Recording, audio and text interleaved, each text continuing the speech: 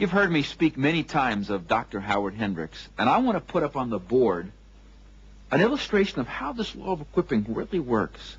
That one person equips another and equips another, that the impact goes on for generations.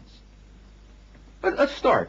I was sitting one night at home wondering how I could kind of illustrate this whole concept, and I thought of Dr. Hendricks. Let's represent him right here. This is Dr. Hendricks. He was only obviously one of a bunch of teachers that I had, but he had a tremendous impact upon my life. And he taught literally hundreds of men and women over the years. In fact, I think it's really more like thousands. And each one of them has the story, but I only know one of the stories. That's the story about me. Let's say this is me right here. This is Bruce. And this is Howard Hendricks. Well, in time, God began to move in my heart, and we started an organization called Walk Thru the Bible. And for the first few months, I was the only one teaching these seminars, and then because there were so many requests, I started training some of my friends. At that time, training was just come follow me, watch me give the seminar, and then you're on your own. You teach it next week. And in time, we realized that that's not really an effective way to equip others for ministry, if you know what I mean. Well, I trained a number of men myself, and finally this one right here, Art Vanderveen, turned out to be a tremendous teacher. In fact, he was really a tremendous coach. And I said to Art one day, I said, Art, why don't you become the trainer for Walk Thru the Bible ministry? So we spent some time together, and in time, over the years, Art Vanderveen trained a whole lot of different people. A lot of them. And one of the men that he trained is this man right here. This is John. And John was given the task of being our vice president of international. And he took the ministry literally around the world. Well, the first place John Hoover took Walk Thru the Bible, besides the United States, was down under. He took it down to Australia. And John came down, and he trained a number of different men in Australia. And one of the men that he trained was a man by the name of Gary Coleman, right here. And then Gary went out, and he began to train people in Philippines. Australia became a sending place for Walk Thru the Bible. Instead of America going to the Philippines, Australia sent people to the Philippines, and he trained a number of men. I mean, Gary did, not John, not Art, not... Gary did. Gary trained Paul Newman. And then Paul went and he trained a Filipino named Ben. He trained a number of men, but one of the men he trained was Ben. And Ben went out and gave a seminar where a whole bunch of people were at. I mean, over 100 of them. This person right here was the father. Heard the gospel of Jesus Christ for the very first time in the Philippines and came to know Jesus Christ. He went home that afternoon, and he led his wife and his 2 children to the Lord right there in his home. His wife and his 2 children. Now just look at this. 1, 2, 3, 4, 5, 6, 7, 8, 9. Those 3 people, according to Jesus Christ, are going to be in heaven someday because of that thread that didn't break. It didn't fall apart. It didn't unravel. And I remember that evening taking that little piece of paper, because this obviously wasn't written on a whiteboard in my study at home. It was on a little piece, just scratching it out, trying to figure out how did it really happen.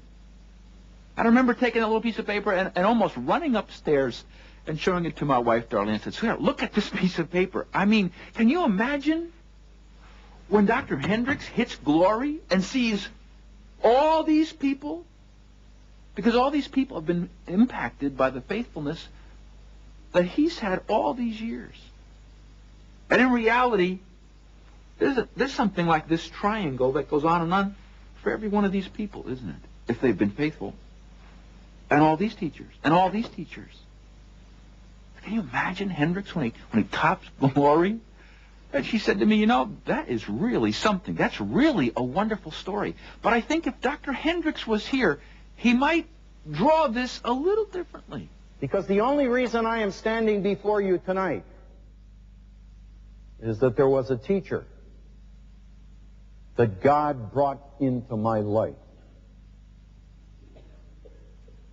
You see, I was born in a broken home. My parents were separated before I was born. The only time I have ever seen my parents together was when I was 18 years of age, called to testify in a divorce court in Philadelphia. And I'm sure I could have been born, reared, died, gone to hell, and nobody would have particularly cared. I lived in a neighborhood in Philadelphia where it was said, you can't plant an evangelical church there. I love that. I think God has a fantastic sense of humor. And when somebody says, you can't do that, he says, really? It was a small group of Christians who banded together, bought a little house in a block in North Philadelphia, and started a church. There was a man by the name of Walt in that church who went to the Sunday school superintendent and said, I'd like a Sunday school class. Said, that's great, Walt, but we don't have one. Said, well, I'd like to have one. Said, good. Go get one. Anybody you get is yours. So Walt came out into my community. I'll never forget the first time I met him. I was playing marbles on the front concrete, and Walt came by and said, son, how would you like to go to Sunday school? Well, anything that had school into it had to be a bad news item. So he said, how would you like to play marbles? That was different. And that tall drink of water got down, and we shot games of marbles until he whipped me in every single game.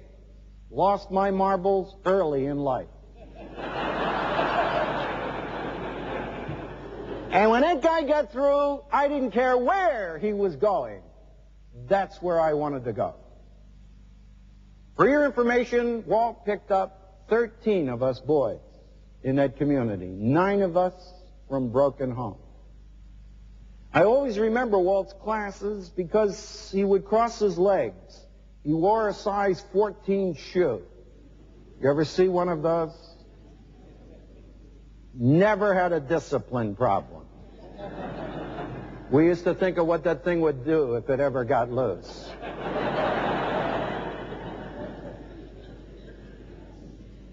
But tonight, of the 13 of us boys, 11 of us are in full-time vocational Christian work.